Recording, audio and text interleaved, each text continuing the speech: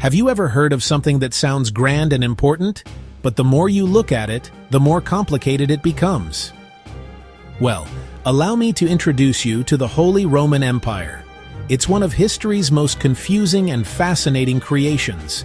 The famous writer Voltaire once joked that it was neither holy, nor Roman, nor an empire. And you know what? He had a point. For much of its thousand-year history, it wasn't particularly holy, its connection to ancient Rome was rather flimsy, and it often behaved more like a messy collection of squabbling territories than a unified empire. It was a place of magnificent cathedrals and mighty castles, but also a place of constant political drama. So, what was it really? Imagine a huge, sprawling political club in the middle of Europe. Germany, Austria, Switzerland, Czech Republic, Italy, parts. France, parts. Poland, parts. This wasn't an empire like the one the Romans had. Instead, it was a collection of hundreds, sometimes thousands, of different territories. Our story begins a truly remarkable man, a king so influential that he gave his name to an entire era. His name was Charles the Great, or as history knows him better, Charlemagne. He was the king of a people called the Franks. He was a brilliant military leader. By the end of the 8th century, he had built a vast kingdom, modern-day France, Germany, Italy, Spain. He was a devout Christian, a patron of learning, a figure of immense power and prestige in a Europe still recovering from the collapse of the Western Roman Empire 3 centuries earlier. He was the biggest show in town. Then came Christmas Day in the year 800. Picture the scene. Charlemagne is in Rome, the ancient heart of the fallen empire. He is attending Christmas Mass at Old St. Peter's Basilica, a place of immense religious importance. As he rises, Pope Leo III places a golden crown upon the king's head. The people, proclaiming to Charles, the most pious Augustus, Emperor of the Romans. In that single dramatic moment, something entirely new was born. After Charlemagne's death, his magnificent empire didn't last very long. As was the Frankish custom, his lands were divided among his grandsons, and the great Carolingian dream quickly fell apart. The title of emperor became weaker and, for a time, even disappeared. Europe descended into fragmentation. Local lords caused chaos. Viking raiders struck coastal settlements. It seemed the grand experiment of 800 had failed. The idea of a revived Roman West faded. Then a new power rose in the east, the future Germany. A Saxon duke, Otto the Great, became king in 936. Otto was a skilled commander and a clever politician. He crushed rebellious dukes at home. He defeated the Magyars at Lechfeld in 955. That victory ended Magyar raids and made him protector of Christendom. Otto claimed Charlemagne's legacy. He revived Carolingian traditions and symbols. In 962, he marched into Italy to protect the Pope. He was rewarded, crowned by Pope John the Fiend in Rome. Many historians mark this as the start of the Holy Roman Empire. Imagine two of the most powerful people in the medieval world, both believing they were chosen by God to lead humanity. One is the Pope in Rome, head of the Christian Church. He believes his spiritual authority is supreme. Kings, emperors. The other is the Holy Roman Emperor. He sees himself as God's chosen ruler on earth.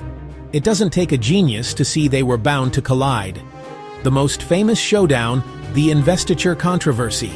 Who had the right to appoint bishops, other powerful church officials? For the emperor, spiritual leaders, major landowners, and administrators controlled vast wealth and armies. He needed loyal men in these posts to maintain power. For the papacy, under Pope Gregory VII, an unacceptable intrusion. The Pope insisted only the Church could appoint its own officials. The conflict reached a head in winter 1077.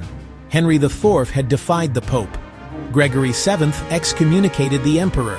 It was a spiritual nuclear bomb. Henry declared an outcast. Vassals and subjects freed from their oaths. Desperate, Henry begged for forgiveness. He crossed the Alps in the dead of winter to Canossa. For 3 days, he stood outside the castle gates, barefoot in the snow. Dressed as a penitent, he pleaded for the Pope's mercy. The Pope eventually lifted the excommunication. If you tried to draw a simple, clean border around the Holy Roman Empire on a map, you'd quickly find it impossible. This wasn't a nation-state as we think of one today. It was a vast, colorful, chaotic patchwork quilt stitched from hundreds of pieces. These pieces were a mix of territories, each with its own ruler, its own laws, its own identity. Big duchies, Bavaria, Saxony, Bohemia, smaller units, counties, bishoprics, prince-bishops, tiny estates ruled by imperial knights answering only to the emperor. One unique feature: free imperial cities, Hamburg, Frankfurt, Nuremberg. They weren't ruled by local princes or dukes. Instead, they were self-governing and answered to the emperor, giving them real independence. These cities became centers of trade, wealth, culture. Run by merchant guilds, city councils, their citizens enjoyed unusual rights and freedoms. For centuries, the idea of a united Christendom with the Pope as its spiritual head and the Holy Roman Emperor as its worldly protector was the glue that held the empire together, however loosely. But in the early 16th century, a German monk named Martin Luther took a hammer to that foundation. In 1517, he famously nailed his 95 Theses to a church door in Wittenberg, protesting against practices of the Catholic Church. This act lit a fire. Luther's ideas spread like wildfire across the German lands thanks to the printing press. Many princes and cities within the empire saw an opportunity in this new movement. By converting to Protestantism, they could seize the vast lands and wealth of the Church within their territories and assert their independence from the Pope and from the Catholic Emperor Charles V. The empire was suddenly split down the middle by religion. The dream of a single, unified Christian empire was shattered. Now it was a house divided, Catholic princes pitted against Protestant ones. This religious division inevitably led to war. The 17th century witnessed one of the most brutal conflicts, the 30 Years' War, from 1618 to 1648. It began. A revolt by Protestant nobles in Bohemia against their Catholic Habsburg emperor. But it soon spiraled, starting with Sweden, France, Spain, Denmark. Armies marched, looting, burning, and killing. The devastation was unimaginable, with some regions losing over half of their population. The war ended in 1648 with the Peace of Westphalia. After the devastation of the 30 Years' War, the Holy Roman Empire was a shadow of its former self. The title of emperor was still prestigious, and for centuries it was held by the Habsburgs. The Habsburgs were immensely powerful, ruling a vast personal empire, Austria, Hungary, and beyond. But their authority as Holy Roman emperors was limited. The empire chugged along, a creaky machine of ancient laws. It had lost central purpose and power on the European stage. The final blow came not from within, but from a revolutionary force from the West, Napoleon Bonaparte. After the French Revolution, Napoleon rose to power and set about redrawing the map of Europe. He was a man of action, not tradition, and had no time for the 1,000-year-old Holy Roman Empire.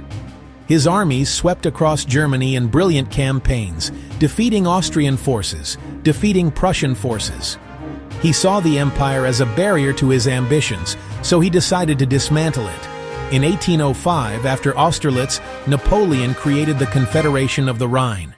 He made a new entity of 16 German states, declared them separated from the Holy Roman Empire, and placed them under his protection.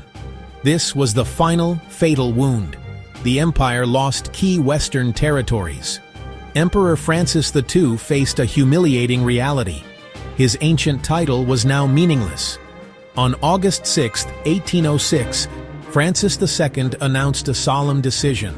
He declared the Holy Roman Empire dissolved, releasing former states and officials from their duties to him. Throughout this essay, we are going on a journey, a sort of historical detective story, to uncover the secrets of this peculiar empire. Charlemagne, Habsburgs, We will explore the grand ideas that held it together, like the dream of a united Christian kingdom on earth. And we will investigate the deep cracks that eventually caused it to crumble. Power, faith, ambition, the long, messy process of how modern Europe came to be. So, grab a cup of tea, and let's step back in time. Think of it less like a king ruling his subjects and more like a chairman trying to manage a very unruly board of directors.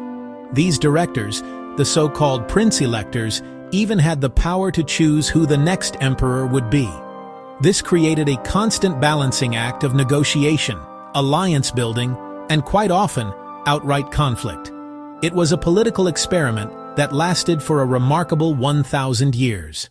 The core was German-speaking, but the empire stretched into very different cultural lands. The Kingdom of Bohemia was a proud Slavic kingdom, its king one of the 7 prince-electors. Northern Italy was technically imperial for centuries, yet city-states like Milan, Florence often resisted imperial control and followed their own agendas. This diversity was a strength and a weakness. It fostered cultural exchange and allowed different governance models to coexist. But it made ruling the empire extremely difficult. He rarely imposed his will directly. He relied on diplomacy, negotiation, and the prestige of his ancient title. So the empire never became a single German nation, but remained a nation of many nations right up to its end.